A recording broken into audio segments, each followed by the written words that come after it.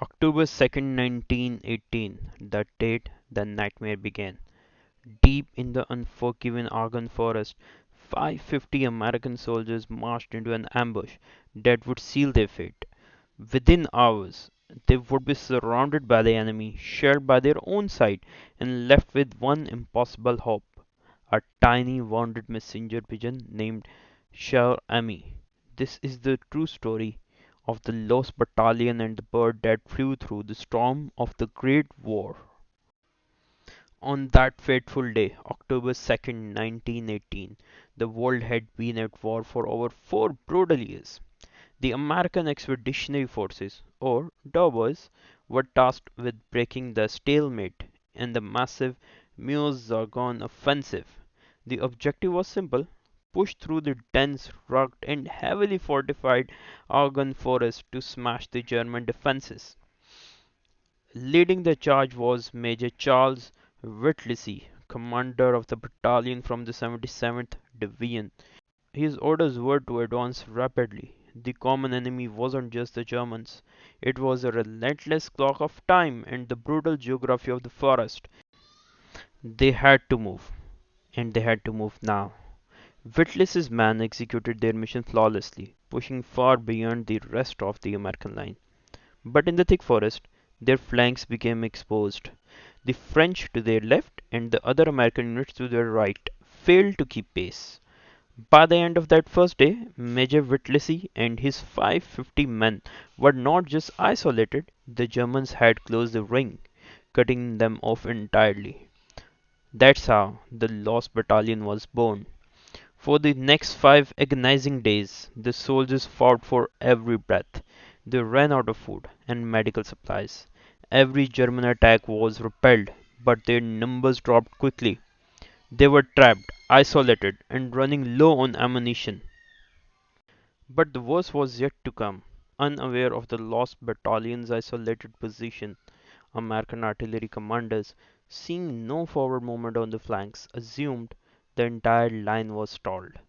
They began to unleash a devastating barrage directly onto Whittlesey's own men.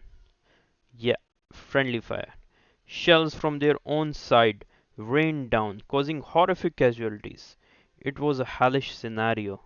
Germans in front, shells from behind, from their own. Whittlesey frantically tried to contact headquarters. Runners were sent, but none made it through the German lines. Field telephones, they were useless, wires cut by relentless shelling, their only remaining hope for communication, the ancient art of pigeon mail, suddenly became their most vital technology. Believe it or not, carrier pigeons were crucial communication tools.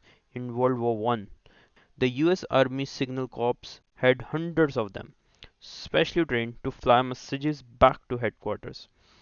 Major Whittlesey had a few with him, but time was running out. He penned a desperate message: "We are being shelled by our own artillery. Can you stop it?" He released his first pigeon. It flew directly into a hail of German bullets and was immediately shot down. He released a second. Same tragic fate. With each lost bird, the hope of rescue dimmed, and the thunder of friendly shells only grew louder and louder. Only one pigeon remained, a small blue-checkered bird named Cher Ami. Cher Ami translates to dear friend, and this little bird was about to become the dearest friend to hundreds of desperate men. Whittlesey attached his final, heart-wrenching message to Cher Ami's leg. "We are along the road parallel to 276.4. Our own artillery is dropping a barrage directly on us. For heaven's sake, stop it." He released the bird. The men watched, holding their breath, as Cher Ami launched itself into the sky.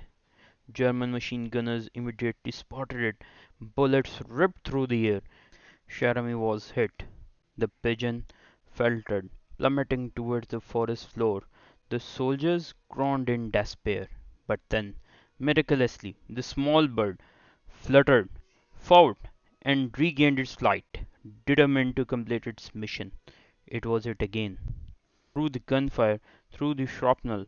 Through sheer impossible will, Cher Ami continued to fly. It flew for 25 miles, covering the distance to Division headquarters in just 25 minutes.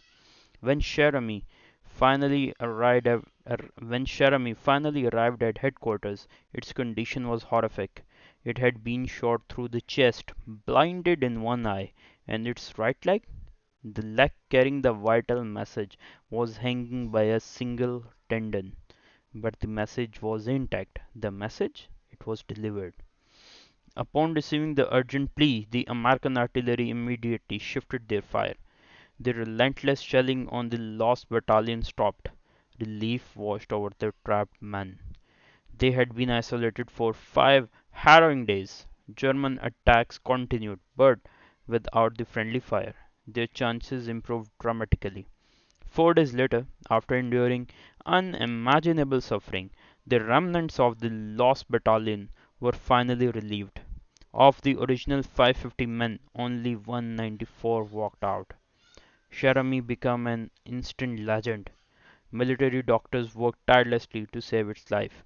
Fashioning a small wooden leg for the severely injured bird, Cher Ami was hailed a national hero, awarded the French Croix de Guerre with a palm cluster for valor. It was truly a dear friend who sacrificed itself for hundreds of human lives. Cher Ami returned to the United States a celebrity, passing away in 1919 from its war wounds. Cher Ami's story is a powerful reminder that heroism comes in all forms, even the smallest and most unexpected. It underscores the incredible desperation and the profound impact of even the simplest communication in the chaos of war. What an incredible piece of forgotten history, right? If you are moved by Cher Ami's bravery and want to uncover more gripping tales from the world wars, make sure to subscribe to Global Battle Chronicles. We dive deep into the stories and analysis of history's greatest conflicts. Hit that notification bell so you don't miss our next video. Let us know in the comments what other incredible war stories would you like us to explore. Thanks for watching, and we will see you in the next chronicle.